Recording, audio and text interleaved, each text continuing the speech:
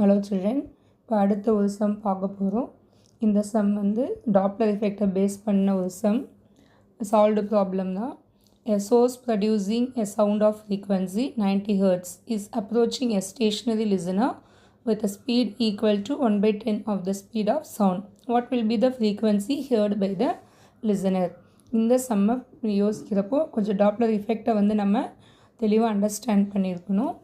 இப்போ இதில் source and listener ஞாபகத்தில் வச்சுக்கலாம். சோர்ஸ் அப்படிங்கிறது அப்ரோச்சிங் ஏ ஸ்டேஷ்னரி லிசனர் கிவனில் கொடுத்த சம்மப்படி. லிசனர் வந்து ரெஸ்ட்டில் இருக்காங்க.